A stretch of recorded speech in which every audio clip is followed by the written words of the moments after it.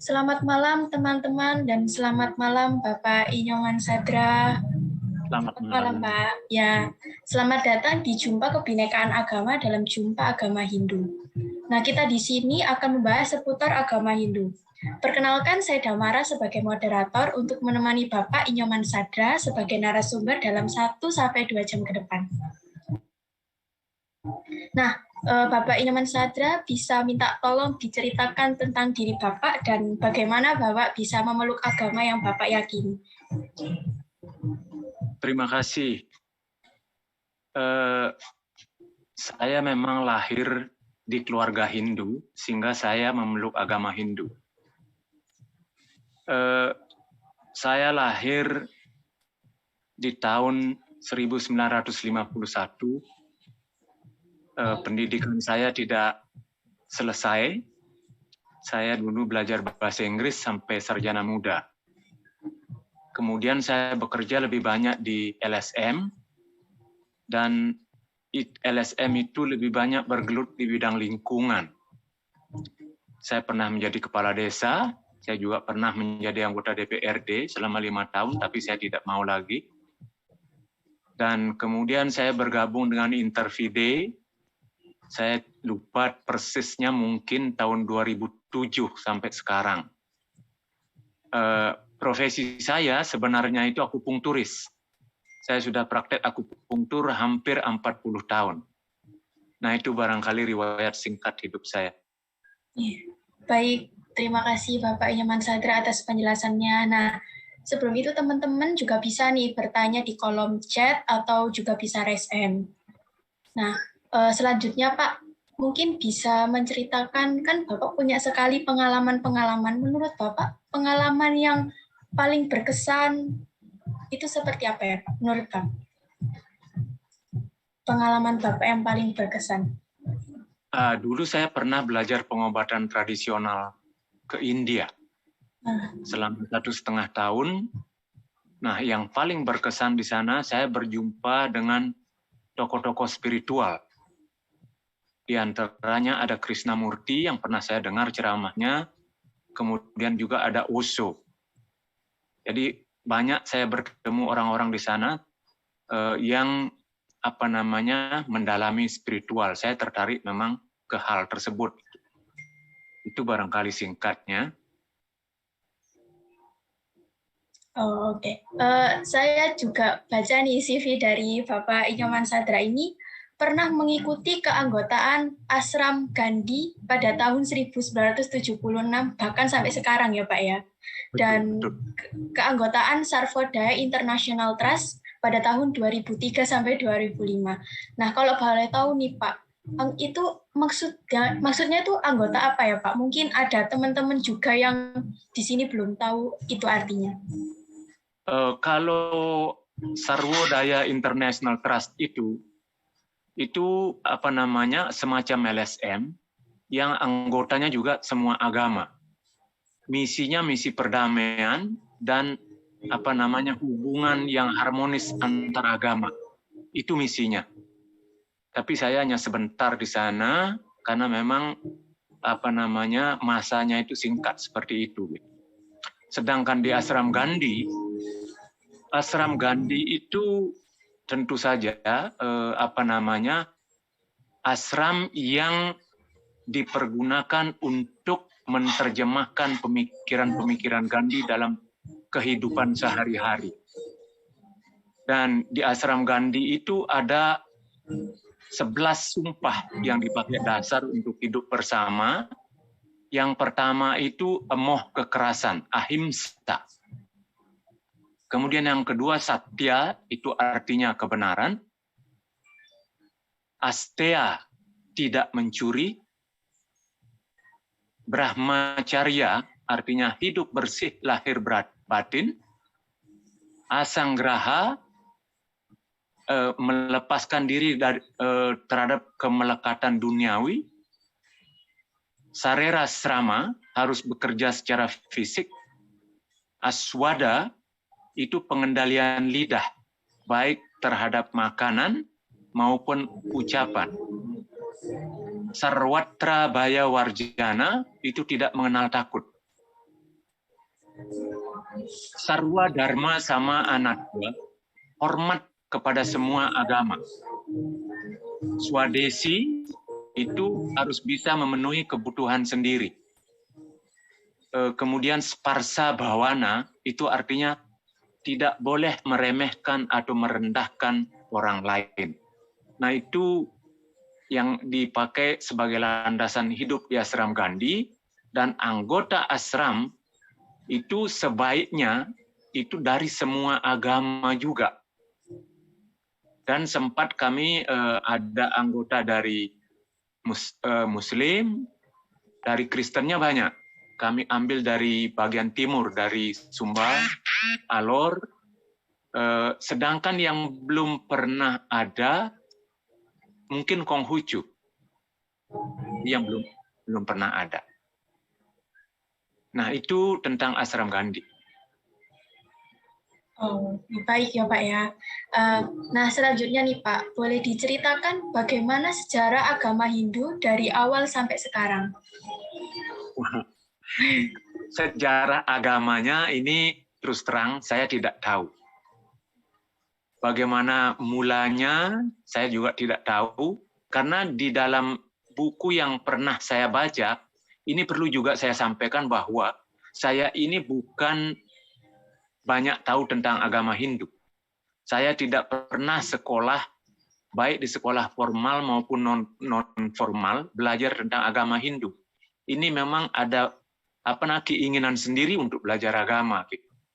Tetapi yang jelas, saya punya pengalaman dulu di Jakarta, ada anak mahasiswa yang akan ujian agama, kemudian saya mendengar mereka mengatakan bahwa agama Hindu itu adalah agama bumi. Nah, karena mereka mengatakan begitu, saya coba bertanya, kenapa, apa maksudnya itu agama bumi? Karena agama Hindu itu bukan merupakan wahyu, tetapi itu dikarang oleh orang yang bernama Bhagawan Vyasa. Nah, ini yang perlu saya jelaskan pada kesempatan yang berbahagia ini, bahwa di dalam Hindu itu ada 1000 nama Tuhan. Salah satu namanya itu Bhagawan. Nah, kalau Bhagawan Vyasa, Vyasa itu artinya wahyu. Kalau Bhagawan Vyasa itu artinya wahyu Tuhan. Sedangkan kalau sebutannya Resi Vyasa, Resi itu artinya orang yang mendengar. Jadi kalau Resi Vyasa artinya orang yang mendengarkan wahyu. Nah, itu penjelasan saya. Jadi bukan karangan manusia, tetapi ini wahyu yang kemudian ditulis oleh banyak orang yang bergelar Resi Vyasa atau Bhagawan Vyasa. Siapa orang yang sebenarnya mereka itu tidak ada yang tahu. Sebab dalam tradisi Hindu itu tidak boleh mencantumkan nama pribadi untuk hal-hal seperti itu. Karena itu dianggap bagian daripada ego. Nah, itu. Kemudian barangkali, saya lanjut saja barangkali tentang agama. Kami disebut agama Hindu. Sebenarnya nama agama kami itu tidak ada. Tetapi ketika bangsa Mogul datang ke India menjajah India, maka mereka menyebut orang-orang yang bermukim di lembah sungai Indus itu dengan sebutan di Indus. Entah kenapa, lama-lama agama mereka itu disebut agama Hindu. Dan bahkan negaranya pun sampai sekarang itu disebut Hindustan. Nah, jadi sejatinya agama kami itu tidak punya nama. Oleh karena itu, kalau orang-orang asing yang saya kenal bertanya tentang agama saya katakan, saya punya agama tetapi tidak punya nama. Tetapi kalau Anda ingin tahu secara serius agama saya, maka hidup sayalah agama saya. Kalau saya mencuri, maka agama saya adalah agama pencuri, dan seterusnya. Nah, itu barangkali yang perlu saya sampaikan untuk bisa dipaham. Iya, baik. Terima kasih atas penjelasannya Pak Inyoman Sadra. Nah, untuk selanjutnya nih, di agama Hindu itu kan banyak ajaran-ajaran ya Pak ya. Nah, salah satunya itu ajaran Sanatana Dharma. Itu kalau boleh tahu maksudnya apa ya Pak? Itu ajaran apa gitu Pak? Begini, kalau kitab suci Hindu itu namanya Veda. Veda itu artinya pengetahuan. Nah, sedangkan Sanatana Dharma itu artinya tugas mulia yang abadi. Artinya itulah tugas manusia hidup selamanya. Lalu apa tugas-tugas itu? Tentu saja saya pikir tugas-tugas semua orang beragama itu pada dasarnya sama. Tetapi sebelum menjawab pertanyaan itu perlu saya jelaskan bahwa filosofi yang paling mendasar dalam agama Hindu itu disebut Tattwam Asi. Tattwam Asi secara harfiah berarti saya adalah Anda, Anda adalah saya. Nah, Anda dalam hal ini tidak saja dimaksud dengan manusia, tetapi semua ciptaan Tuhan. Jadi karena saya adalah sama dengan semua ciptaan Tuhan yang lain, maka tugas paling mulia bagi saya, Sanatana Dharma saya, adalah ahimsa paramo dharma. Tidak boleh melakukan kekerasan terhadap semua ciptaan Tuhan.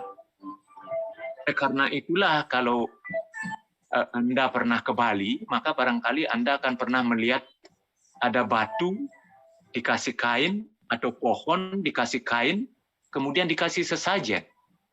Karena mereka itu pun adalah ciptaan daripada Tuhan yang sama, sehingga tugas kami harus menghormati semua ciptaan Tuhan itu. Nah itu. Jadi Sanatana Dharma, tugas mulia yang abadi itu adalah tidak melakukan kekerasan terhadap siapapun dan terhadap apapun. Nah, sedangkan barangkali saya sering bergurau dengan orang-orang barat yang saya jumpai ketika mereka bertanya tentang pohon yang dikasih kain kemudian dikasih sesajen, saya bilang, kalau di Bali ada pohon besar, kami kasih kain, kasih sesajen, kami hormati. Tetapi kalau di negara lain, seperti Anda, misalnya kalau ada kain, pohon yang besar, lalu Anda coba ukur besarnya berapa, tingginya berapa, lalu Anda coba terkas berapa kubik ini kayunya. Nah, kemudian Anda tebang, Anda jadikan uang. Nah, itulah bedanya cara pandang Anda dengan saya. Itu saya ngobrol secara bergurau dengan mereka seperti itu. Nah, itu barangkali. Oh, baik Pak. Nah, selanjutnya nih Pak, menurut Bapak di agama Hindu ini kan ada 3 kerangka dasar. Itu ada tatwa, susila, sama yatnya. Nah, boleh dijelaskan sih Pak apa makna dari 3 ini? Wah, ini panjang sekali ini. Dijelaskan secara singkat nggak apa-apa Pak? Saya mulai dari yang pertama yang disebut tatwa. Ya. Itu isinya panca sraddha. Panca itu artinya 5, sraddha itu artinya kepercayaan. Yang pertama, percaya kepada Tuhan Yang Maha Esa. Kemudian yang kedua, percaya dengan adanya Atman, roh. Kemudian yang ketiga, percaya dengan hukum karma pala. Yang keempat, percaya dengan samsara atau reinkarnasi. Dan yang kelima, percaya dengan adanya moksa. Nah, ini kan baru kepercayaan di tingkat mulut. Yang menarik, saya sering ngobrol dengan anak-anak, saya tanya, apakah Anda betul dengan percaya dengan adanya Tuhan? Mereka betul, buktinya apa? Coba sebutkan salah satu sifat Tuhan. Jadi mereka sebut, Tuhan Maha Tahu. Nah, kalau Tuhan Maha Tahu, apa Anda pernah berbohong? Nah, kalau Anda pernah, artinya Anda tidak percaya sepenuhnya pada adanya Tuhan, saya bilang. Nah, itu. Kemudian Atman ini adalah roh yang menghidupi makhluk hidup. Kami percaya dengan adanya itu. Sehingga ketika roh meninggalkan tubuh, maka kita tidak akan hidup lagi. Sedangkan kalau hukum karma pala, itu dibagi 3 sebenarnya. Karma artinya perbuatan, phala itu artinya buah dari perbuatan. Nah, singkatnya barangkali supaya mudah dipahami, ada 3 jenis perbuatan dengan hasilnya. Yang pertama itu sekarang kita berbuat, sekarang juga kita akan mendapatkan hasil. Contohnya kalau kita menaruh gula di mulut kita, maka seketika kita merasakan manis. Yang kedua, barangkali seperti menanam pohon. Sekarang kita menanam, mungkin baru 3 tahun, 5 tahun, 7 tahun ke depan baru kita memetik hasilnya. Sedangkan yang ketiga, sekarang kita berbuat sampai mati pun kita belum mendapatkan hasilnya. Nah, kaitannya kemudian dengan samsara atau reinkarnasi. Pada saat kita lahir kembali itulah kita akan mendapatkan hasil perbuatan kita yang dulu yang belum kita nikmati. Nah, samsara sangat berkaitan dengan karma phala. Contoh misalnya begini. Ada orang yang baru lahir, itu lahir di keluarga yang sangat kaya. Sementara yang lain lahir di keluarga yang sangat miskin. Sedangkan kita percaya bahwa Tuhan itu maha adil. Nah, bagaimana orang yang baru lahir itu sudah dilahirkan dengan segala macam kekurangan. Sedangkan yang lain dengan segala kelebihan. Di sananya hubungan hukum karma phala dengan samsara atau reinkarnasi. Sedangkan yang terakhir, moksha. Moksha itu berasal dari kata muk, yang artinya lepas atau bebas. Jadi moksha itu bebas. Yang dimaksud bebas ini bebas dari ikatan-ikatan duniawi. Sedangkan moksha yang abadi itu adalah terbebas dari siklus lahir dan mati. Itu yang dimaksud moksha. Dan itulah tujuan akhir daripada hidup. Jadi tidak lagi dilahirkan kembali. Nah, selanjutnya yang susila ini itu terdiri dari 3. Trikaya parisuda. Yang isinya berpikir yang baik, berucap yang baik, berbuat yang baik. Artinya antara pikiran, ucapan, dan perbuatan itu harus sama. Ini mengingatkan saya kepada suatu cerita ini, sebuah cerita ketika Mahatma Gandhi akan berpidato di Inggris. Jadi sehari sebelum beliau berpidato, beliau ngobrol dengan teman-teman kuliahnya di sana sampai larut malam. Sekretarisnya yang repot, gusar dia. Lalu dicari Mahatma Gandhi dengan mengatakan, Gandhiji, besok Anda akan berbicara di depan orang-orang penting, termasuk keluarga istana. Sebaiknya Anda berhenti ngobrol, siapkan pidato Anda untuk besok. Jawaban Gandhi, saya kira saya tidak perlu menyiapkan pidato saya untuk besok, karena apa yang akan saya katakan adalah apa yang sudah saya lakukan. Kamu tahu kenapa dunia ini kacau balau? Karena yang dipikirkan adalah A, tapi kemudian yang diucapkan B, dan yang dilakukan C. Nah, inilah problem manusia. Itu yang dinamakan trikaya parisuda. Selanjutnya yang yadnya upacara. Nah, ini yang sangat-sangat saya tidak pahami juga gitu. Ada 5 yadnya, itu ada dewa yadnya, resi yadnya, pitra yadnya, manusia yadnya, kemudian Buddha yadnya. Yadnya ini sebenarnya korban. Arti sebenarnya daripada yadnya ini korban. Nah, kemudian saya juga merefer kepada Gandhi.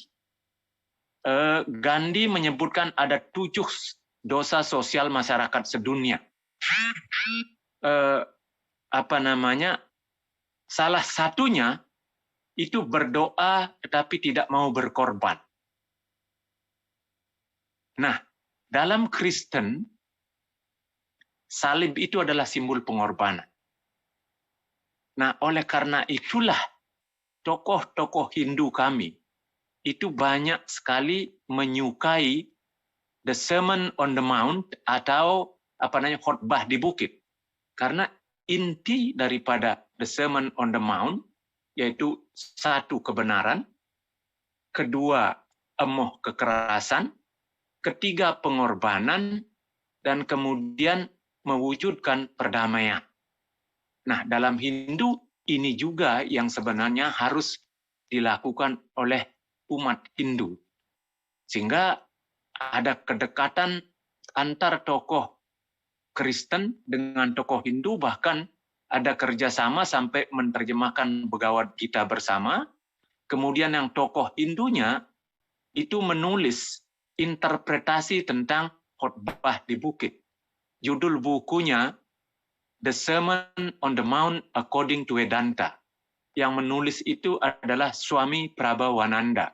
Kalau di Google itu pasti ketemu. Nah, kemudian yadnya, kalau di Bali mohon maaf, ya, kalau ada upacara, itu yang dianggap yadnya, entah itu dewa yadnya, Buddha yadnya juga di sana.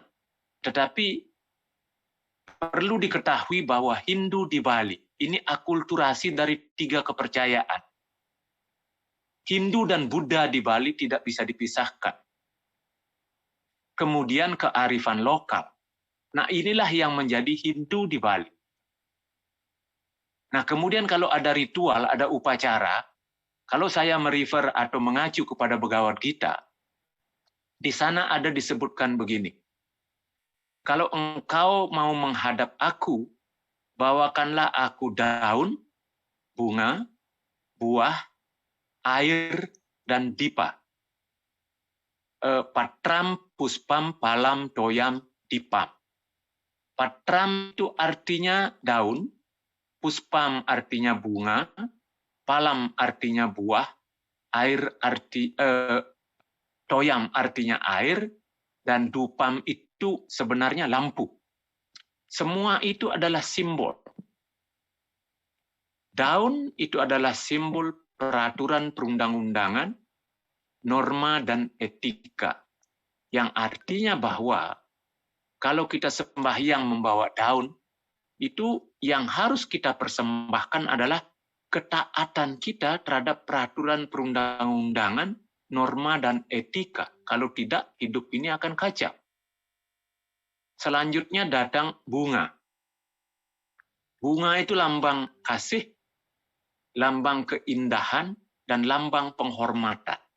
Yang artinya dalam hidup yang harus kita kedepankan itu adalah kasih terhadap semua ciptaan yang maha kuasa, hormat kepada semua ciptaan yang maha kuasa, kemudian kita harus juga mempersembahkan yang indah-indah, sehingga yang indah itu dapat menyenangkan orang lain.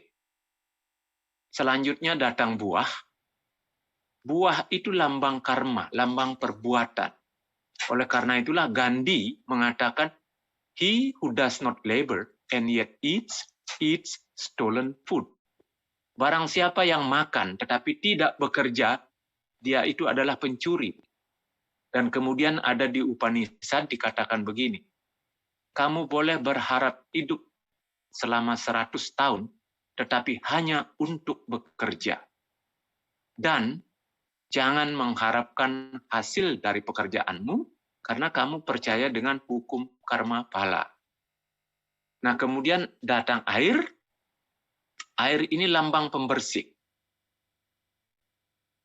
Oleh karena itulah di akhir upacara di kalangan Hindu, pendeta itu akan memercikkan air ke kepala kita 3 kali, kemudian memberikan kita minum, kemudian memberikan kita juga sedikit untuk membasuh badan.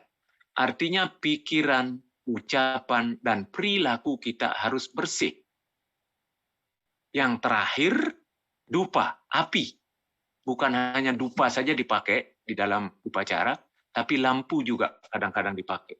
Lampu ini lambang pencerahan, lambang pengetahuan. Jadi orang Hindu itu tidak mengenal dosa.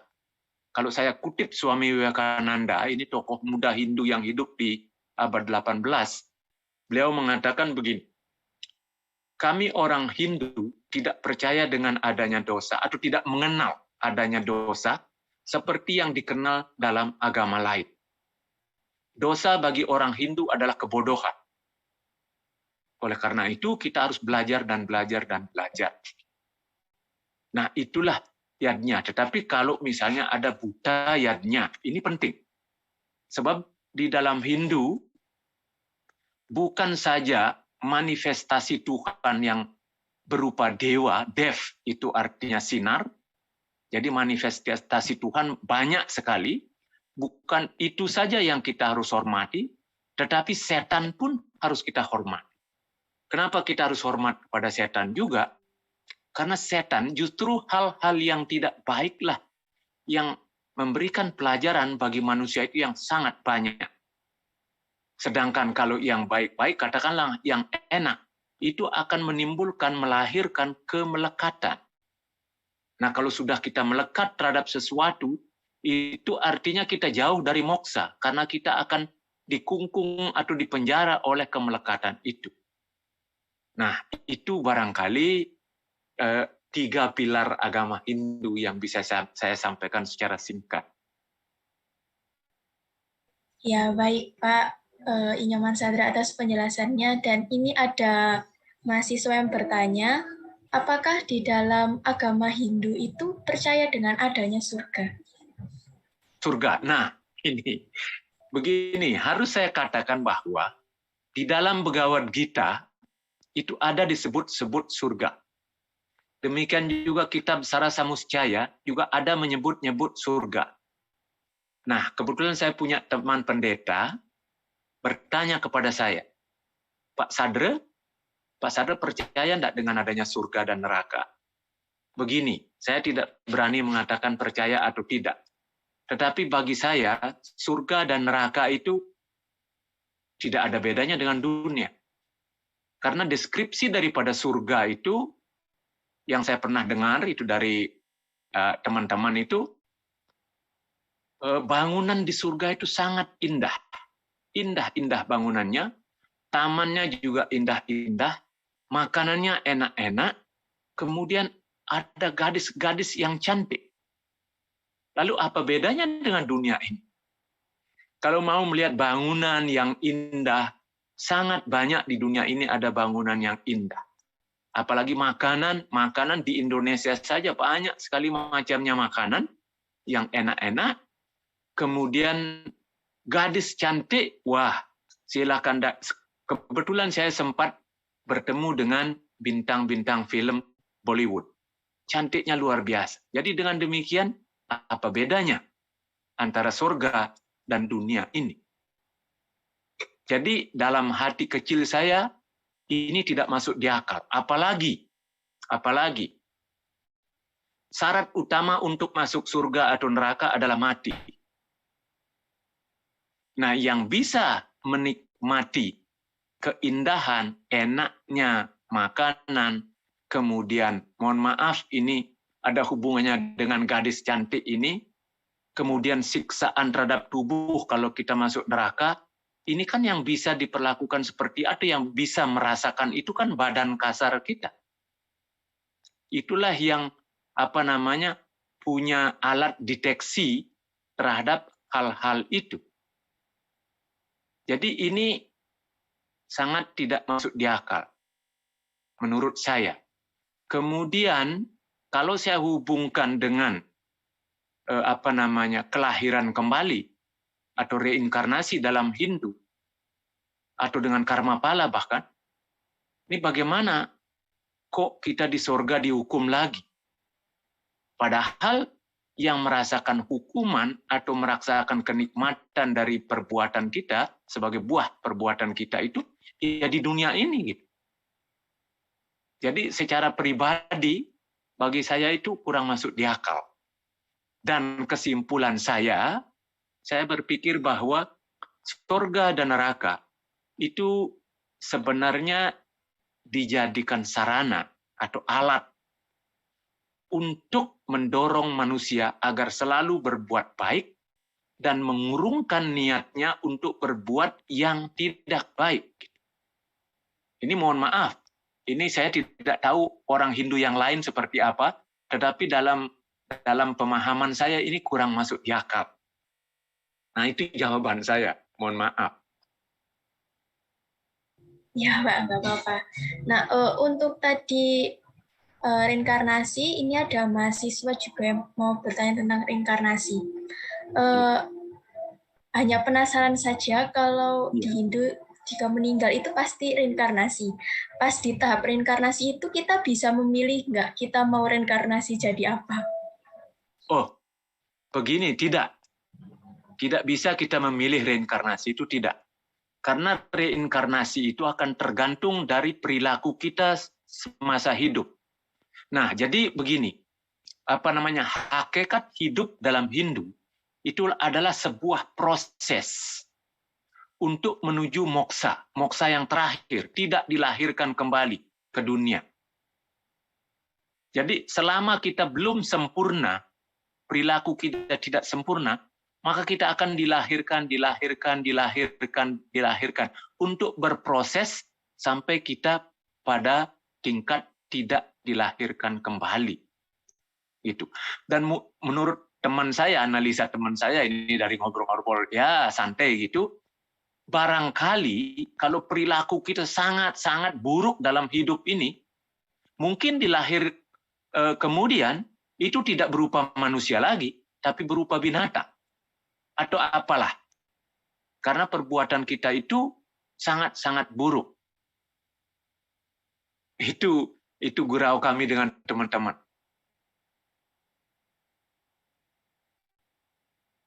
Oh, baik Pak penjelasannya. Nah, di sini saya juga agak pingin ke kayak larangan-larangan di agama Hindu sendiri. Misalkan di agama Hindu itu kan tidak boleh memakan daging sapi. Karena berdasarkan pengalaman saya sendiri ya Pak ya, itu saya punya teman seorang Hinduisme yang dia tidak makan daging sapi. Bisa dijelaskan Pak, itu kenapa ya Pak? Apakah temannya ditanya, kenapa tidak boleh makan daging sapi? Hanya bilang, karena di agama Hindu, hewan sapi itu dianggap suci. Tapi saya tidak mendengar spesifiknya gitu, Pak. Menarik. Kalau boleh saya bertemu dengan teman Anda itu, kan boleh saya tanya. Kalau sapi itu binatang suci, lalu binatang yang lain, binatang mana saja yang tidak suci? Kalau saya beranggapan semua ciptaan Tuhan itu suci. Suci ini juga kata yang mungkin kita anggap diri kita sudah paham dengan kata suci, tapi sebenarnya apa yang dimaksud dengan suci? Ini kan tidak jelas. Nah, tetapi begini, sebenarnya di dalam Hindu itu tidak ada larangan. Tidak ada larangan. Sebab kami percaya dengan hukum karma. Anda silahkan mau berbuat apapun, tetapi pertanggungjawabkan perbuatan Anda. Bahwa nanti perbuatan Anda itu akan mendapatkan hasil. Kalau misalnya Anda memperkosa, nanti hasilnya akan buruk juga karena perbuatan Anda buruk. Itu. Nah, kemudian kalau tidak makan sapi, ini kebetulan di tahun 78, itu ada seorang tokoh Hindu di India, itu protes pemerintah India dengan cara berpuasa seumur hidup kalau pemerintah India tidak menghentikan ekspor daging sapinya ke luar negeri. Nah, kebetulan saya berkesempatan bertemu orang tersebut yang bernama Acharya Vinoba Bhave. Teman saya yang bertanya, Vinobaji, Anda memprotes pemerintah mengekspor daging sapi, itu apakah karena sapi itu dianggap sebagai binatang suci oleh orang Hindu? Nah, jawabannya seperti tadi. Semua ciptaan Tuhan ini suci katanya. Tetapi saya memprotes pemerintah India mengekspor daging sapi karena sapi itu adalah ibu kedua dari orang India. Karena orang India itu vegetarian, dia tidak makan daging. Tetapi untuk mendapatkan protein hewani, mereka minum susu. Itu. Kemudian sapi itu sangat membantu kehidupan manusia di India. Rumah-rumah di India dibangun dengan kotoran sapi.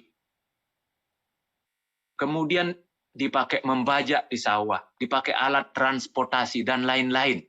Jadi kehidupan manusia di India itu sangat dibantu oleh sapi. Oleh karena itulah Acarya Vinoba Bhave tadi itu sangat menghormati sapi, sampai disebut ibu kedua. Nah itu barangkali penjelasan saya secara singkat tentang sapi.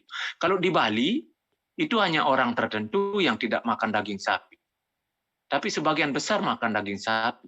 Sebab tidak ada di dalam kitab itu yang menyebutkan tidak boleh makan daging sapi. Nah, barangkali saya sedikit jelaskan begini. Kalau saudara-saudara saya yang beragama Islam, dia tidak makan daging babi. Nah, di Hindu, makanan itu dibagi 3 golongan. Yang pertama itu disebut sattvic food, makanan sattwika. Sattwika itu makanan yang menyebabkan pikiran dan badan kita menjadi seimbang, berimbang, stabil. Nah, itu makanan vegetarian. Itu lebih banyak buah, sayur-sayuran, kemudian kacang-kacangan, madu, mungkin susu, itu yang dianggap makanan sattwika.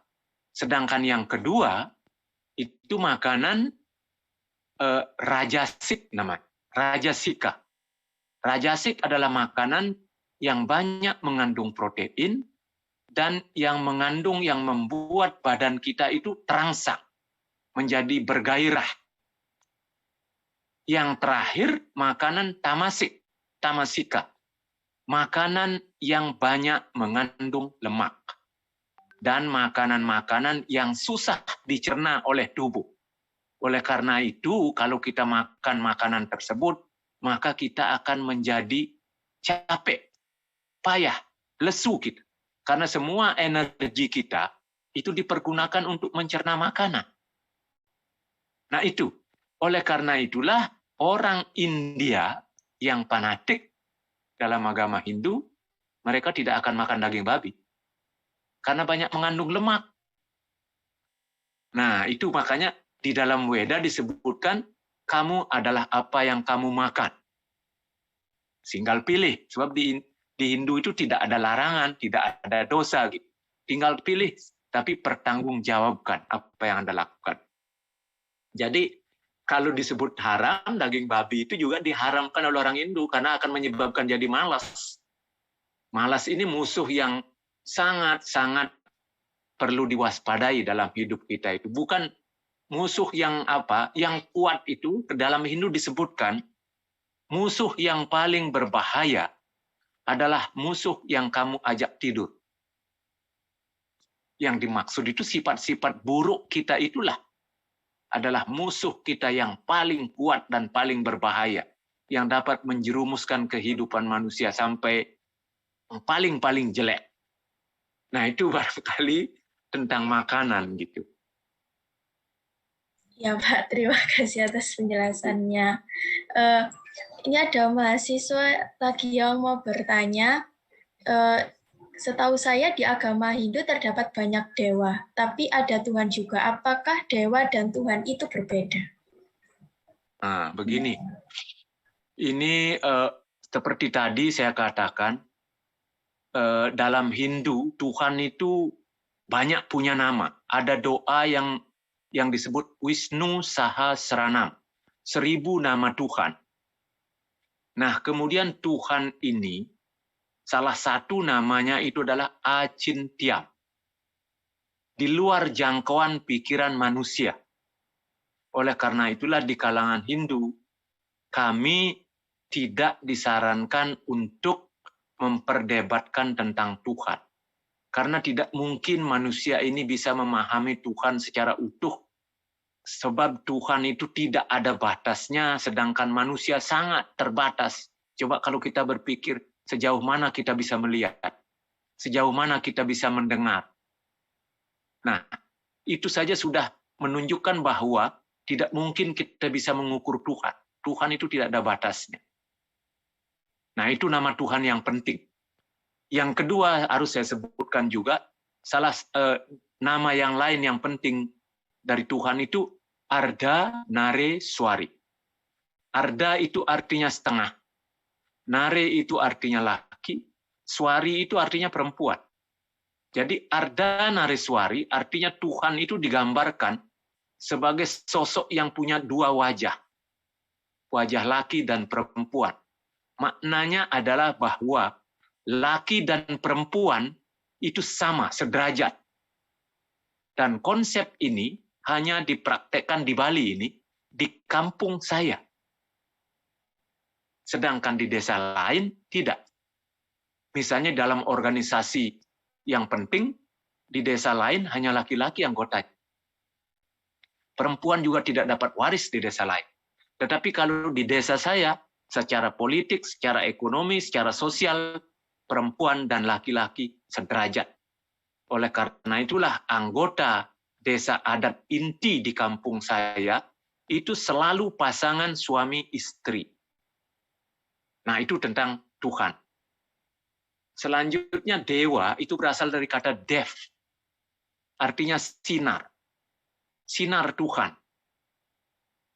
Jadi Tuhan itu tidak mungkin kita bisa lihat secara utuh, tetapi kita hanya bisa lihat dari sinar-sinar beliau, dari manifestasi beliau. Oleh karena itulah Gandhi mengatakan begini.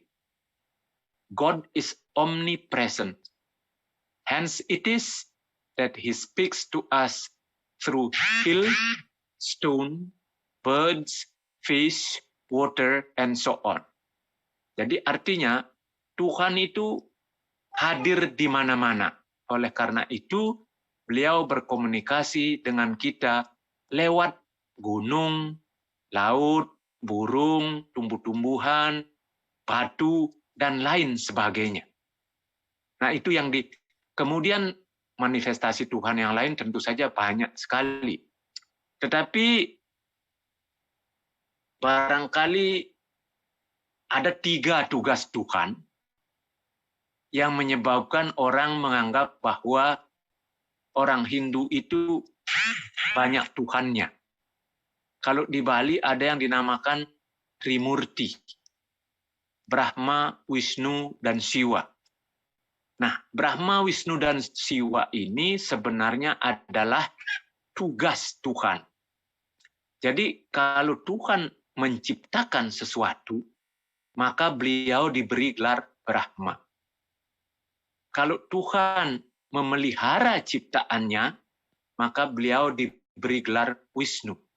Sedangkan kalau beliau melebur ciptaannya, maka beliau diberi gelar Siwa.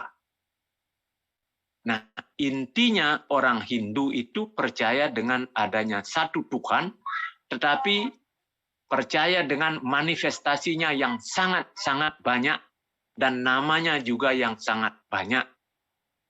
Itu barangkali tentang dewa dan Tuhan. Baik, Pak. Terima kasih. Ada lagi nih, bagaimana hakikat Tuhan dalam agama Hindu?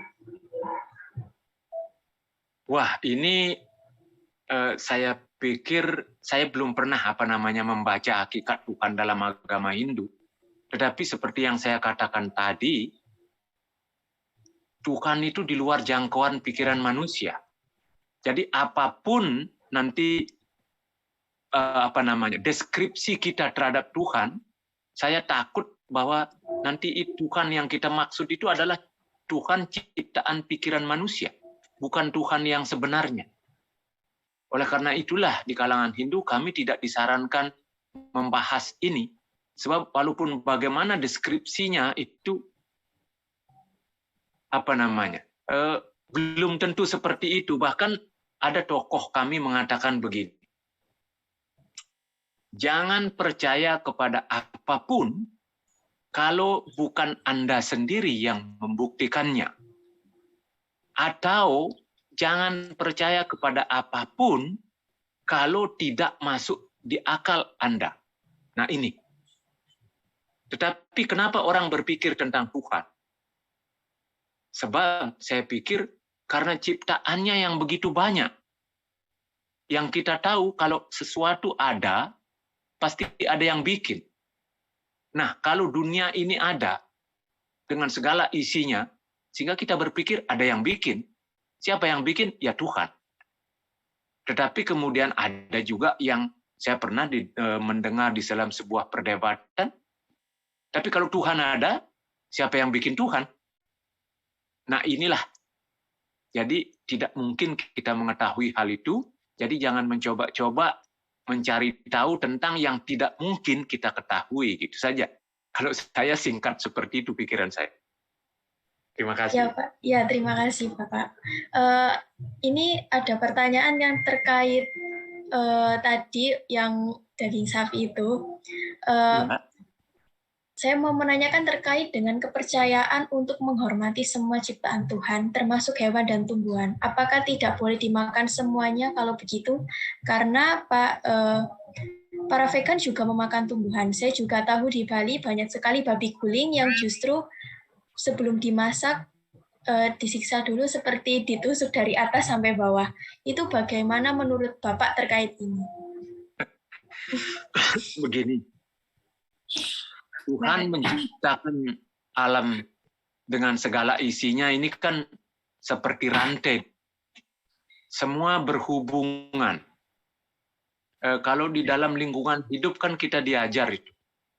Misalnya ada tikus makan jagung, kemudian tikus dimakan ular, ular dimakan elang, dan seterusnya.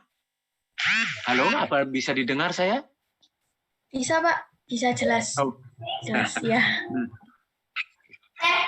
Jadi saya kira kita boleh mengambil sebatas untuk kita bisa menyambung hidup. Menurut pendapat saya, kita tidak boleh mengambil lebih dari yang kita butuhkan. Oleh karena itu Gandhi juga mengatakan, jika kamu mengambil lebih dari apa yang kamu butuhkan, kamu sudah pencuri. Dan Gandhi mengatakan begini, the earth produces enough for everybody's need, but never enough for anybody's greed. Artinya, apa yang dihasilkan oleh bumi ini cukup untuk memenuhi kebutuhan setiap orang. Tetapi kalau untuk memenuhi keserakahan, untuk satu orang pun tidak akan cukup. Nah, kemudian di Bhagavad Gita saya sempat baca, selama ada makanan dan makanan itu dibutuhkan, maka selama itu ahimsa itu tidak bisa dihindarkan. Artinya perbuatan kekerasan itu tidak bisa dihindarkan. Jadi boleh dilakukan hanya untuk memenuhi kebutuhan hidup kita, bukan untuk menumpuk kekayaan. Seperti sekarang, kalau emas diketemukan di bumi, ya digali sampai hancur lebur. Nah ini barangkali, hutan dibabat habis hanya untuk menumpuk kekayaan. Ini yang menurut Hindu ini yang tidak boleh. Itu barangkali. Ya baik Pak, terima kasih penjelasannya. Ini ada lagi pertanyaan, cukup banyak ya Pak ya. Saya mau menanyakan tentang upacara pemakaman seperti ngaben. Terima kasih. Ya. Ngaben begini. Di Bali sebenarnya ada beberapa sekte Hindu. Tidak satu sekte, tapi banyak. Nah, di kampung saya, sekte saya itu Indra. Indra ini dewa kemakmuran, dewa perang, dewa hujan, dan dewa daripada dewa gitu. Itu Itu di dalam kitab disebutkan seperti itu. Nah, di kampung saya kalau ada orang mati, itu dikubur telanjang bulat dengan mukanya menghadap ke tanah. Yang maknanya adalah lahir telanjang, kembali juga telanjang. Nah, kalau ngaben itu berasal dari kata abu sebenarnya. Ngaben, ngabu, menjadikan abu. Maksud dari semua itu adalah mengembalikan 5 elemen mikrokosmos ke dalam makrokosmos. Yang disebut 5 elemen, ini dalam bahasa kami itu ada disebut apah. Itu artinya air. Ada di dalam tubuh kita. Bayu, ada angin, ada di dalam tubuh kita. Kita bernafas. Teja, ini sinar. Barangkali ini tidak terlihat. Ya, aura ini. Atau panas. Dalam tubuh kita ada panas. Akas. Akas itu ruang dalam tubuh kita. Ada ruang di dalam tubuh kita. Pertiwi, tanah. Ini daging kita. Nah, kalau kita mati, menurut kepercayaan Hindu, ini roh kita ini masih diharapkan untuk kembali ke badan yang sudah mati ini, agar badan ini hidup kembali sehingga bisa menikmati objek-objek indria. Oleh karena itu, roh ini masih seperti terikat dia. Jadi makin cepat badan kita kembali kepada makrokosmos, kepada 5 elemen tersebut, maka roh ini akan jadi lebih bebas. Tidak ditarik oleh badan kita ini. Nah, itu ngaben. Jadi memang kelihatannya sadis ya, karena mayat itu dibakar. Tapi pada prinsipnya ini adalah mengembalikan 5 unsur itu ke ke makrokosmos. Itu soal ngaben. Ada juga yang kalau meninggal mayatnya itu tidak dibakar, tidak dikubur, tetapi ditaruh di atas tandu di lubang yang dangkal. Di Bali ada itu namanya di desa. Di Trunyan ya, Pak? Trunyan. Di Trunyan, ya. Mereka itu menganut sekte Bayu. Bayu itu artinya angin. Jadi biar mayatnya itu dihancurkan oleh angin. Jadi mereka yang beraliran Wisnu, mayatnya itu akan ditenggelamkan di air sehingga air yang menghancurkan. Ada yang kala itu mayatnya hanya disandarkan di pohon biar waktu yang menghabiskan. Nah itu kepercayaan itu. Entah bagaimana yang sebenarnya kita tidak tahu. Tapi prinsipnya badan kita ini harus kembali ke makrokosmos. Itu barangkali. Ya, terima kasih penjelasannya, Pak. Ini ada pertanyaan lagi. Menurut Bapak, apakah di Hindu di India dan Hindu di Bali itu berbeda? Saya kira sangat berbeda lah. Yang saya tahu di India itu mereka jauh lebih ke spiritual dan filosofi. Mereka jauh lebih mendalam. Sedangkan di Bali itu kan seperti kata saya tadi, Hindu di Bali itu sudah campuran 3 kepercayaan, Hindu, Buddha, dan kearifan lokal. Jadi sangat berbeda. Ritual-ritualnya pun sangat berbeda. Nah, ritual di Bali itu sesajennya banyak. Nah, dalam kaitannya ritual di Bali dengan kearifan lokal. Jadi barangkali perlu saya jelaskan prinsip kehidupan di Bali. Barangkali Anda pernah melihat simbol swastika. Swastika itu terdiri dari 2 kata, swasti dan ika. Swasti artinya selamat, sejahtera, bahagia, sentosa, dan lain sebagainya. Ika itu artinya itu. Yang dimaksud itu, itulah gambar swastika. Yang gambar dasarnya itu adalah tanda tambah. Tanda tambah ini adalah lambang keseimbangan. Sehingga pesan daripada swastika itu, jaga keseimbangan alam ini, agar hidup ini jalan terus. Jadi di Bali sejak zaman dulu itu sudah dikenal konsep hidup berkelanjutan, atau bahasa orang sananya itu sustainable life. Jadi konsep hidup berkelanjutan. Nah, bagaimana mengimplementasikan konsep ini? Salah satunya misalnya wilayah atau ruang di Bali dibagi 3. Ada ruang yang diperuntukkan untuk hubungan manusia dengan Tuhan secara harmonis. Oleh karena itulah ada pura-pura di puncak bukit, di kaki gunung yang tinggi, atau di pantai. Nah, kalau ada pura-pura besar di kaki bukit, di kaki gunung, di puncak bukit, dan di pantai, kemudian ada aturannya, tergantung dari klasifikasi pura. Bunyi aturannya sejauh sekian meter atau sekian kilometer, maka tidak diperbolehkan membangun fasilitas yang tidak ada hubungannya dengan pura. Ini maksudnya untuk mengkonservasi wilayah itu.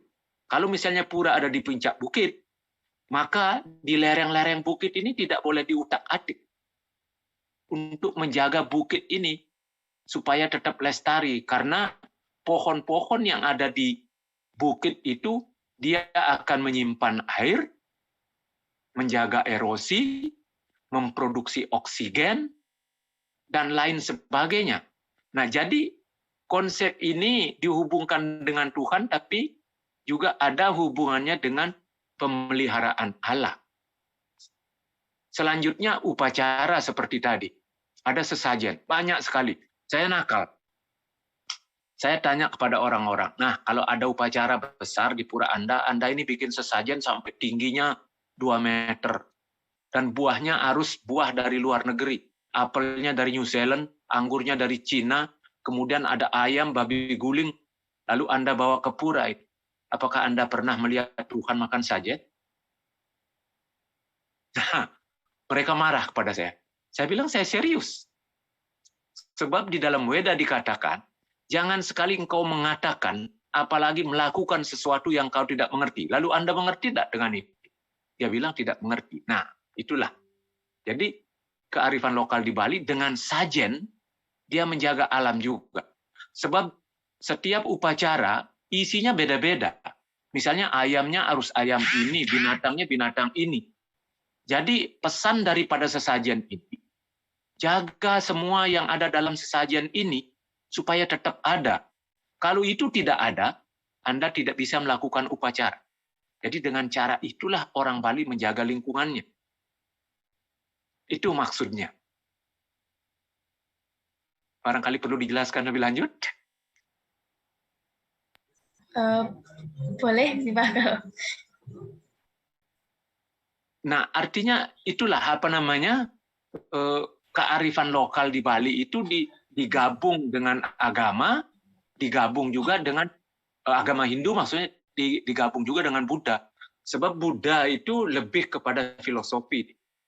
Kalau Buddha, mohon maaf, kalau ada Bante barangkali yang mendengar, pemahaman saya tentang Buddha itu pada intinya mengajarkan bagaimana manusia menghindarkan dirinya daripada penderitaan. Untuk bisa menghindarkan diri dari penderitaan, di Hindu ini juga sama. Itu bagaimana caranya? Yang pertama, kita harus mengenal diri kita sendiri. Siapa diri saya? Bagaimana saya bisa ada di dunia ini? Kita ada di dunia ini karena nafsu. Nafsu dari orang tua kita yang bertemu, kemudian lahirlah kita. Orang tua kita juga sudah berbekal dari sejak lahir sifat-sifat alamiah. Baik itu sifat yang baik maupun sifat yang buruk. Nah, ini yang harus kita kenali. Kalau sifat yang baik harus kita pupuk, sedangkan sifat-sifat yang buruk harus kita kendalikan. Nah, ini yang diajarkan lebih mendalam oleh Buddha.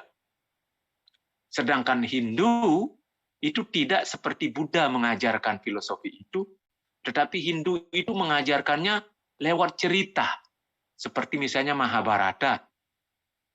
Jadi ceritanya menarik, di antara cerita-cerita itu diselipkan pesan-pesan tertentu dengan maksud kalau ceritanya menarik, diingat, pesannya pun mudah-mudahan dapat ditangkap. Kemudian dengan ritual, dengan upacara, karena sesajen itu penuh dengan simbol begitu. Jadi dengan sesajen juga itu diajarkan pesan-pesan agama, seperti tadi saya bilang daun adalah simbol ini, bunga simbol ini, buah simbol ini, dan seterusnya. Itu barangkali tambahan.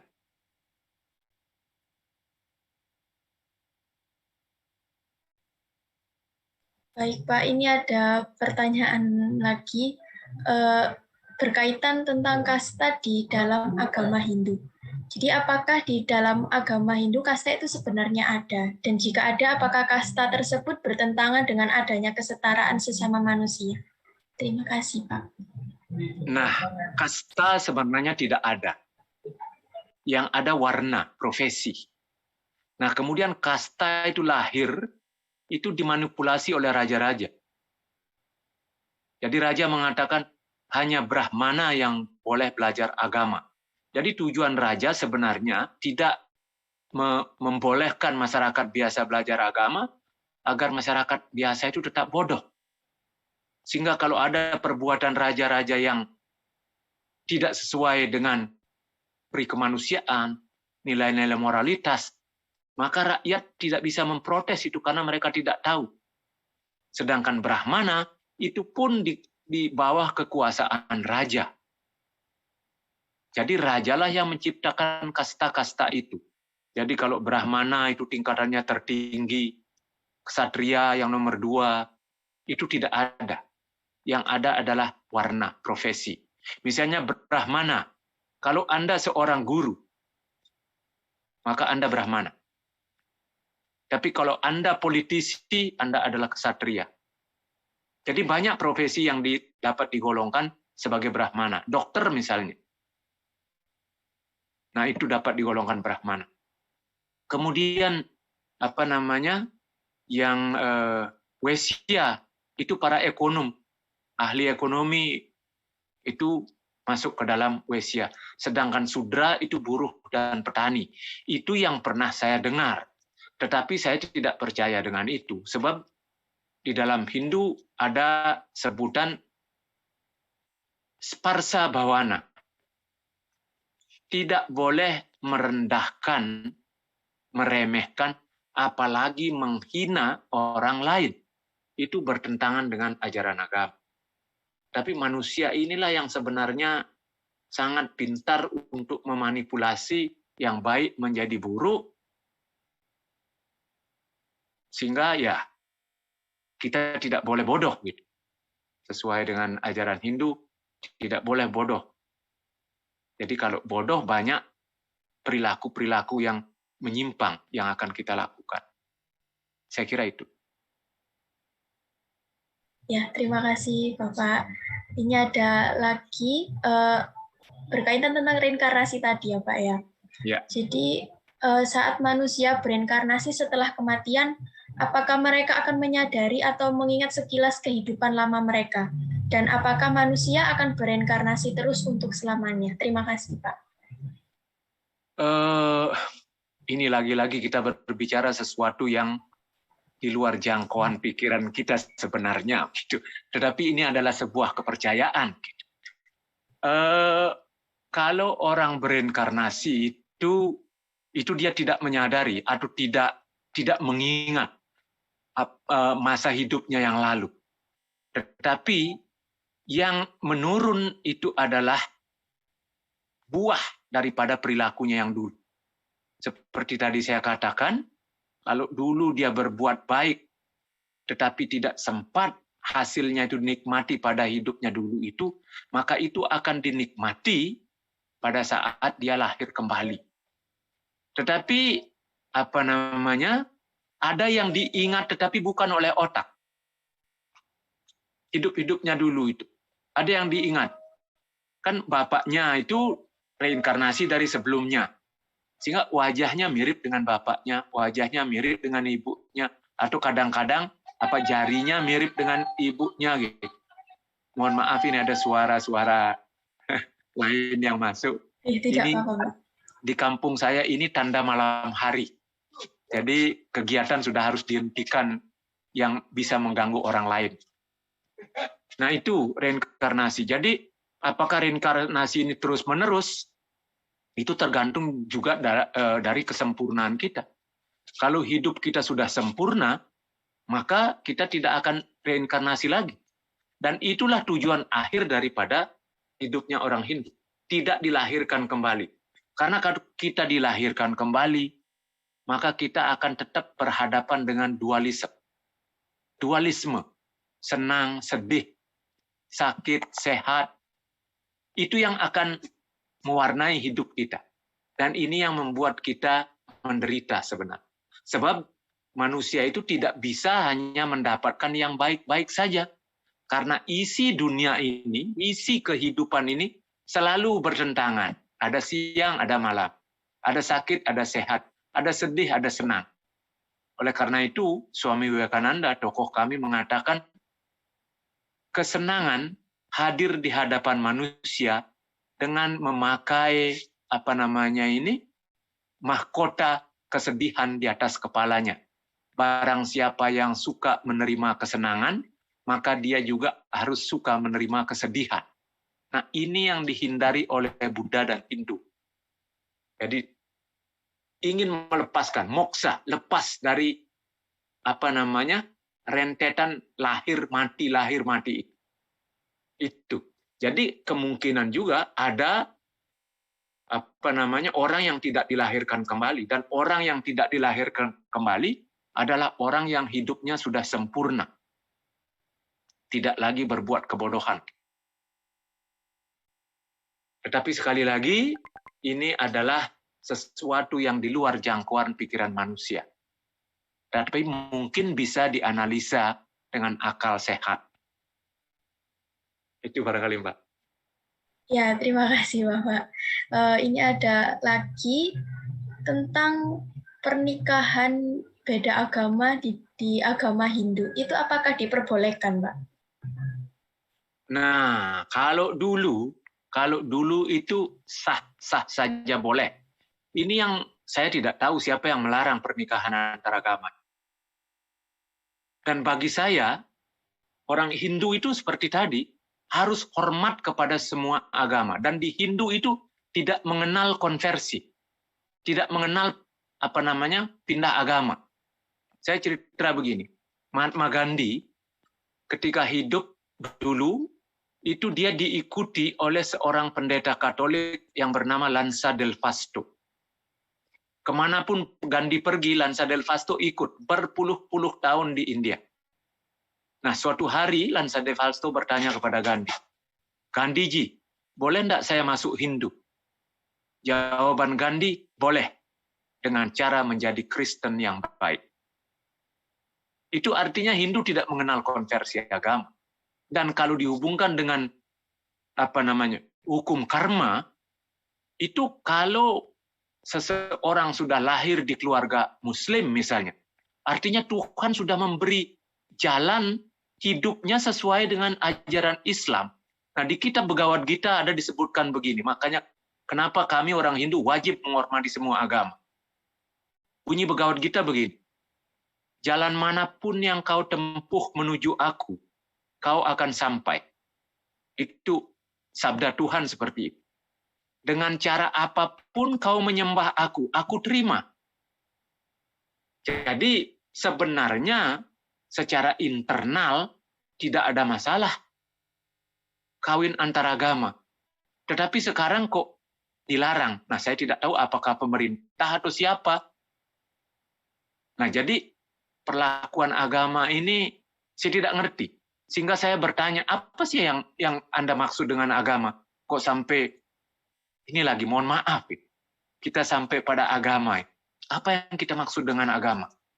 Lalu yang menyedihkan itu kan, ada konflik, ada perang, disebut perang antar agama. Apakah itu benar?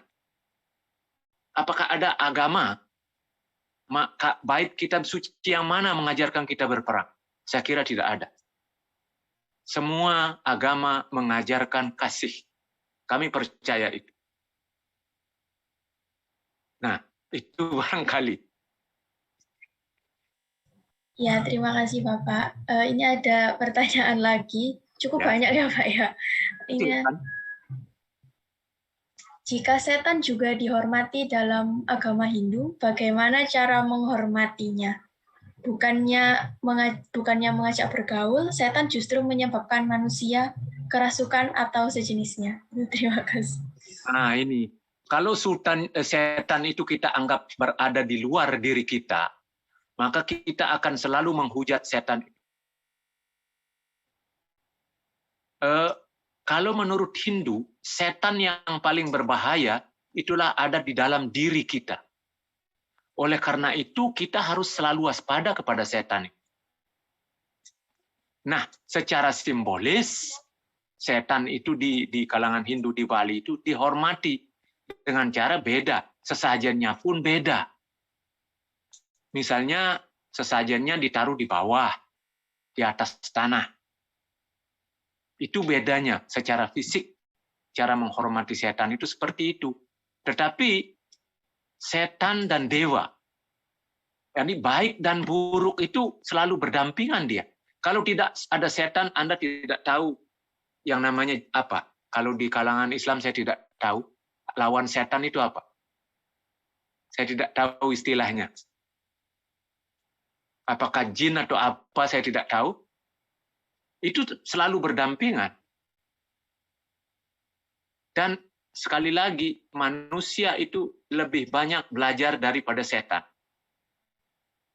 Karena itu yang contohnya misalnya,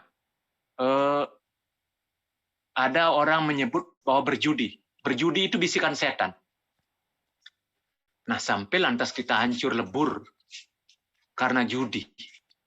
Nah, itu kan banyak sekali pelajaran yang kita petik di sana.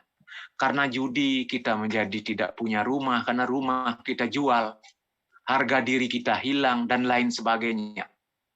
Itu jadi hormat bukan berarti harus menyembah setan, tidak. Tetapi kita berterima kasih kepada setan karena dia itu sudah memberi pelajaran yang sangat berharga buat kita. Dan sekali lagi, setan yang paling berbahaya adalah setan yang sebenarnya ada di dalam diri kita, yaitu sifat-sifat buruk kita. Nah, oleh karena itu hati-hati, jangan malas. Ini Mahatma Gandhi lagi saya kutip. Setan itu akan selalu bisa mencarikan pekerjaan bagi tangan-tangan yang malas. Jadi oleh karena itu kita tidak boleh malas. Kalau kita malas, setanlah akan mencarikan pekerjaan buat kita. Demikian, Mbak. Ya, terima kasih, Pak. Ini ada pertanyaan lagi. Apakah di agama Hindu ini percaya adanya kiamat, Pak? Terima kasih. Sekali lagi, ini juga di luar jangkauan pikiran kita. Tetapi ada disebut-sebut kiamat. Kalau tidak salah namanya pralaya. Tapi bahasa Sanskertanya saya tidak tahu kiamat itu. Memang disebut-sebut akan ada akhir zaman itu akan ada. Tapi bagaimana bentuk akhir zaman itu kita tidak tahu. Ada yang pernah saya dengar, saya tidak pernah baca ini. Ada yang mengatakan bahwa akhir zaman itu nanti tidak akan ada kehidupan lagi. Itu karena panas yang luar biasa. Tapi kalau tidak panas yang luar biasa yang menyebabkan semua yang hidup itu mati, air akan naik menutup semua permukaan bumi sehingga tidak ada yang bisa hidup. Tetapi ikan bisa hidup, saya bilang. Nah, ini artinya kan di luar jangkauan pikiran kita. Ya, terima kasih Pak. Ini ada pertanyaan lagi. Apakah manusia bisa sempurna tanpa adanya salah? Karena kalau di ajaran agama lain, kesempurnaan hanya milik Tuhan saja. Bagaimana dalam agama Hindu? Salah itu justru mengajarkan kita benar. Makanya ada ungkapan yang mengatakan, kalau manusia berbuat salah wajar. Tetapi kalau mengulangi kesalahan yang sama, itu goblok, bodoh. Jadi jangan mengulangi kesalahan yang sama. Jadi kalau kita sudah sampai tidak berbuat salah, itulah kita akan mencapai moksa, tidak dilahirkan kembali.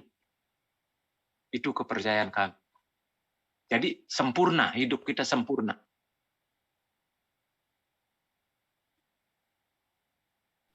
Mohon maaf, saya tambahin sedikit. Kalau kita sudah sempurna, kalau kita sudah moksa total, itu kita kembali lagi kepada Tuhan. Ya, baik Pak. Ya, baik Pak. Terima kasih. Ini ada satu lagi pertanyaan. Mungkin ini terakhir ya, karena tidak ada pertanyaan lagi. Mau bertanya, apakah agama Hindu ini memperbolehkan untuk berpoligami, Pak? Terima kasih. Poligami? Iya. Nah, ini juga saya kira, ini juga manipulasi manusia. Raja misalnya kita tahu dia banyak sekali punya istri. Tetapi kalau tidak salah pernah saya dengar, bahwa di dalam Hindu itu juga sama dengan di Islam. Boleh berpoligami, kalau tidak salah 4 paling banyak, tetapi sepanjang itu kita bisa membagi kasih, bisa menghidupi kesemuanya itu. Tetapi ini kan syarat ini sebenarnya secara implisit mengatakan jangan. Sebab kamu tidak bisa membagi kasih yang sama dengan 4 orang itu.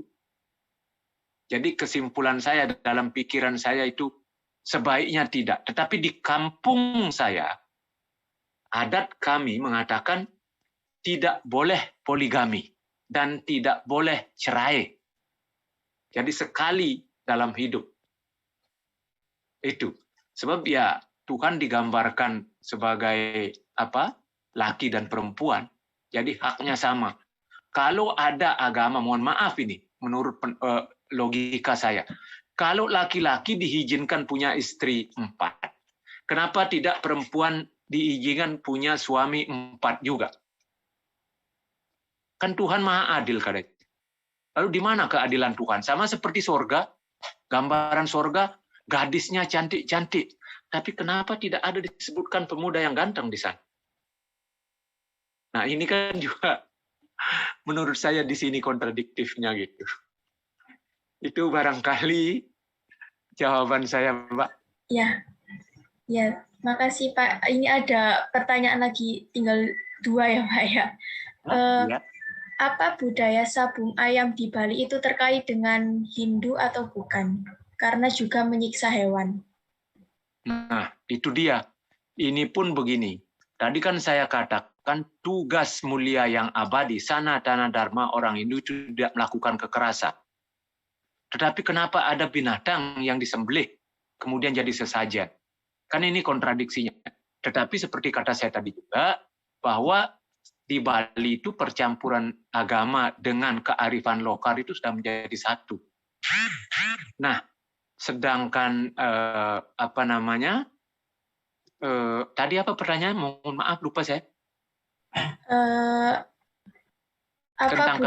Apa budaya sabung ayam di Bali itu terkait dengan agama Hindu? Sabung ayam ini di dalam kitab suci itu tidak ada disebutkan. Tapi barangkali ini interpretasi saya. Sifat-sifat buruk manusia. Kemudian keinginan bersenang-senang manusia itu menggelora. Sangat menggelora. Jadi mungkin diberikan celah-celah untuk mengekspresikan itu agar tidak meledak. Tetapi di dalam agama itu tidak ada. Itu di dalam budaya ada. Dan saya sudah sering menanyakan apa sih esensi daripada sabung ayam. Sebab saya lihat lebih banyak tidak baiknya. 1, menyiksa binatang. Yang kedua katanya tujuannya ini mempersembahkan darah kepada roh-roh jahat agar tidak mengganggu. Nah, kalau begitu lebih baik tidak usah dikasih darah sampai roh jahat ini mati. Stop dia mengganggu, saya bilang begitu. Nah, inilah kepintaran manusia untuk melegalisasi keinginannya untuk bersenang-senang yang tidak boleh dijadikan boleh dengan alasan-alasan tertentu. Ini makanya kita perlu kalau di dalam bahasa Hindu itu swadhyaya, kontemplasi, menggali ke dalam diri kita sedalam-dalamnya. Apakah itu baik? Baik untuk siapa? Jangan baik untuk diri sendiri saja, tapi baik untuk semua harusnya. Itu yang harus diterima oleh akal. Itu sebabnya ada tradisi meditasi dalam Hindu. Itu untuk menggali ke dalam diri, sedalam-dalamnya untuk mengetahui diri kita ini siapa. Itu jawaban saya. Ya, terima kasih Pak. Ini ada pertanyaan yang terakhir ya. Selama ini saya sering mendengar istilah Trihita Karana yang dianut oleh masyarakat Bali. Apakah bisa dijabarkan sedikit mengenai konsep Trihita Karana ini dalam agama Hindu?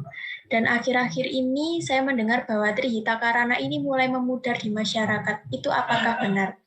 Terima kasih, Pak. Menarik ini bagi saya ini sangat menarik. Saya tidak tahu ini ada di dalam ajaran agama atau ini di dalam kearifan lokal. Karena agama dan kearifan lokal sudah menyatu di Bali. Jadi Trihita Karana itu adalah pembagian ruang. Jadi ruang yang kita anggap yang tidak boleh kita utak-atik gitu. Sehingga supaya tidak boleh diutak-atik ditaruhlah pura di sana. Jadi ini tempat suci, jadi jangan mengutak-atik ini. Tapi tujuannya untuk melindungi alam itu, untuk mempreservasi alam itu. Kemudian yang ruang kedua itu dinamakan pawongan, wong, manusia. Jadi tempat berinteraksinya, bersosialisasinya manusia dengan manusia. Makanya ada kampung, ada desa. Sedangkan palemahan itu lingkungan kita. Jadi tempat melihara binatang, tempat kita bercocok tanam, dan lain sebagainya. Jadi saya kira ini adalah kearifan lokal untuk memelihara alam ini. Dan sekarang pertanyaannya, betul enggak bahwa ini sudah mulai memudar? Saya harus katakan iya. Bahkan saya sering mengkritik pemerintah. Mereka tidak menyadari ini, mereka hanya ucapkan ini, tetapi tidak dilaksanakan. Buktinya apa? Karena pariwisata, mestinya dari Pura A itu tidak boleh ada fasilitas lain yang tidak ada hubungannya dengan Pura. Tapi sekarang ada kejadian, supaya puranya tidak kelihatan dari kondominium, ditanamlah pohon-pohon yang tinggi, sehingga pura itu tidak kelihatan. Ini sekali lagi, manusia ini sangat pintar untuk memanipulasi. Ini mengingatkan saya kepada Khalil Gibran. Khalil Gibran mengatakan begini, manusia adalah makhluk yang paling pintar untuk membuat peraturan perundang-undangan. Tetapi kalau untuk melanggarnya, jauh lebih pintar. Jangankan 1-2 alasan, 1000 alasan pun bisa dicari. Memang betul Trihita Karana ini sudah mulai memudar. Kecuali di kampung saya, mohon maaf, saya sangat bangga dengan kampung saya, ini masih sangat dijaga ketat. Bahkan hutan saya ini sudah diakui oleh pemerintah sebagai hutan adat. Ini salah satu hutan di Bali yang paling lestari. Dan kampung saya ini menjadi objek penelitian dari berbagai ilmu. Tidak habis-habisnya orang datang ke sini untuk studi, entah studi itu lingkungan, sosial, budaya, dan lain sebagainya. Bukan hanya orang Indonesia, tapi orang luar negeri sudah dari sejak tahun 20-an, sehingga buku pertama yang terbit tentang kampung saya itu tahun 1933. Nah, jadi kalau ada yang nanti mahasiswa tertarik, bisa hubungi saya, entah mau studi tentang apa, misalnya untuk skripsi atau disertasi. Banyak sekali yang datang ke kampung saya. Nah itu jadi Trihita Karana ini sudah terancam. Sudah sangat-sangat terancam. Konversi lahan kami di Bali sudah luar biasa. Sawah yang bagus, sebenarnya kan sawah itu palemahan itu, tempat bercocok tanam. Sekarang sudah jadi restoran, sudah jadi hotel. Nah kalau turis sekarang tidak datang lagi karena COVID, Apakah beton ini mau dihancurkan lagi untuk dijadikan pesawat? Demikian. Ya, terima kasih Pak atas penjelasannya, dan ini jadi sampai kita di penghujung acara nih Pak. Iya.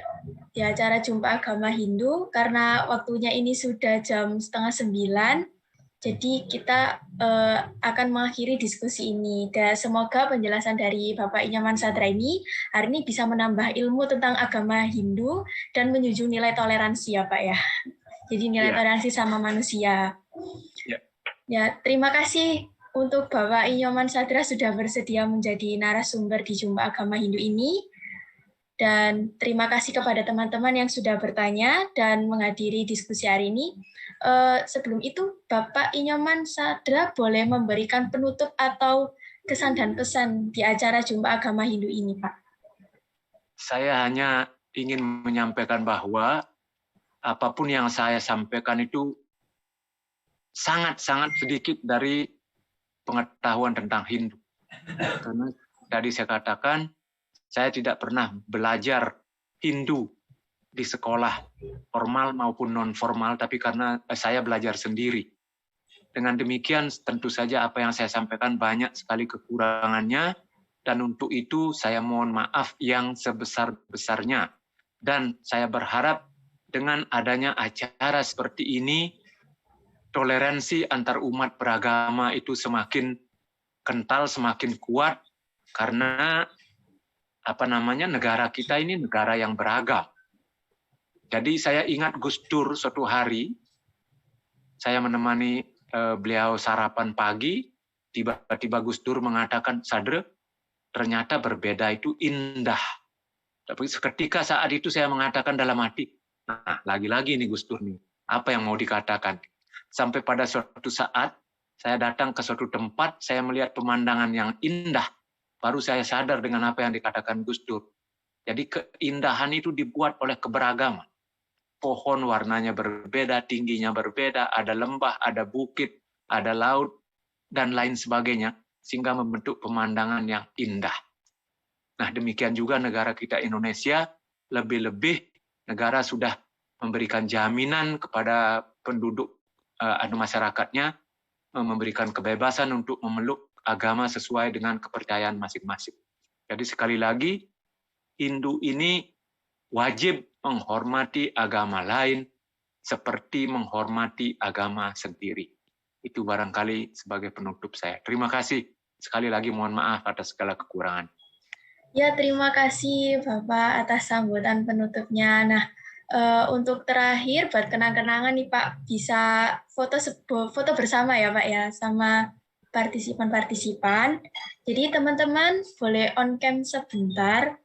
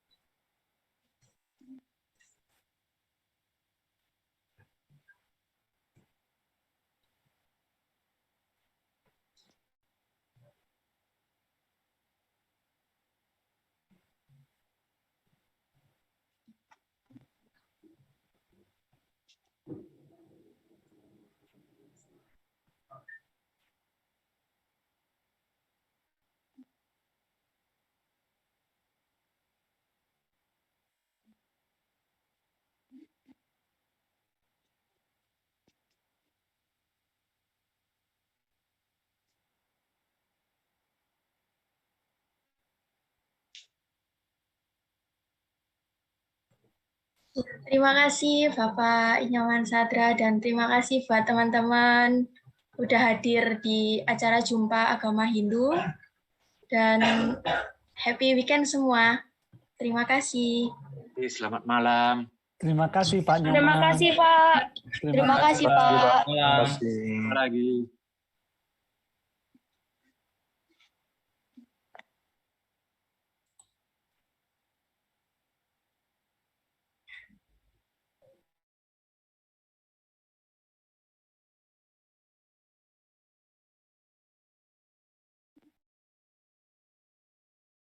Tuh.